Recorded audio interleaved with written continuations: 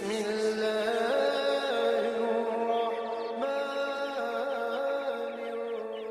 السلام علیکم ورحمۃ اللہ وبرکاتہ۔ محترم دوستو، امید ہے کہ آپ خیریت سے ہوں گے۔ آج میں آپ لوگوں کے لیے ایک بہت خوبصورت بات لے کر آیا ہوں۔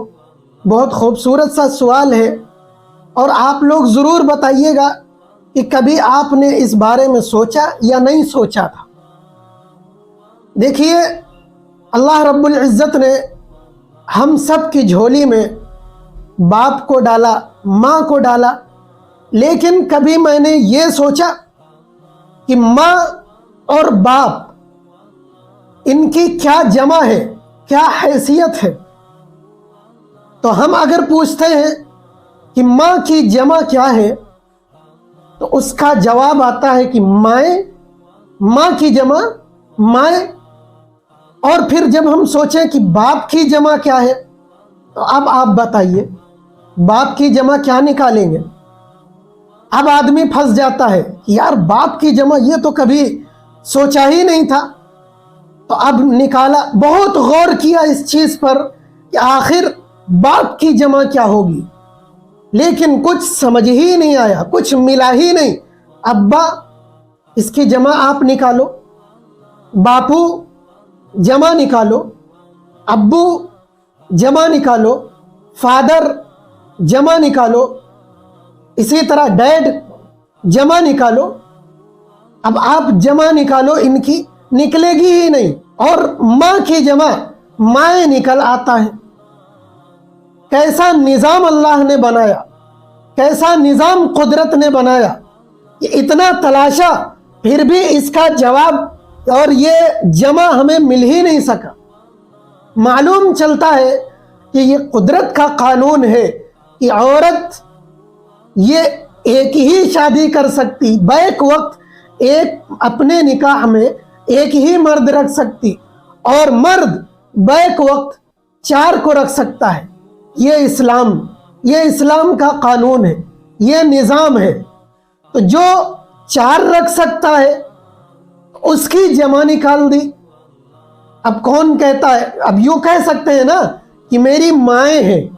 اب میرے باپ نے مان لیجئے 2 کی، 3 کر لی، 4 کر لی، تو اب کوئی پوچھے گا کہ تمہاری ماں کتنی ہے تو میں کہوں گا نا کہ 2 ہیں، 3 ہیں، 4 ہیں، تو کہہ دوں گا میری ماں نہیں، مائیں ہیں۔ لیکن کوئی آپ سے یوں کہے کہ تمہارے باپ کتنے ہیں، اب کیا ہوگا؟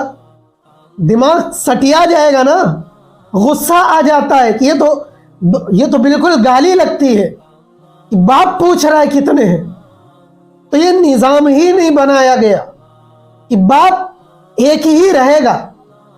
ماں کے درجے میں بہت سے رشتے آ جاتے ہیں، ماں کے برابری میں آپ ملائیں بہت سے رشتوں میں یہ بٹ جاتی، لیکن باپ ایک ہی رہتا ہے۔ باپ نہیں بٹ سکتا، باپ نہیں بدل سکتا، اس لیے اس باپ کی کہیں جمع نہیں لائی گئی ہے۔ آپ جمع لا سکتے ہو تو لا کر دکھا دو۔ یہ بڑی عمدہ بات لگی کہ واقعی قدرت نے کیا نظام بنایا۔ لوگ کہتے ہیں، اعتراض اٹھاتے ہیں کہ لو عورت پر ظلم ہے کہ لڑکا ہے 4 شادیاں کرے گا، اور پھر عورت بھی ایسے دوغلے پن میں لوگ کہہ جاتے ہیں کہ پھر عورت کو بھی چاہیے کہ وہ 2 رکھے، 3 رکھے۔ پھر جب بات آتی ہے یوں پوچھ لو کہ تمہارے باپ کتنے ہیں تو پھر گالی لگتی ہے، تو غصہ آتا ہے۔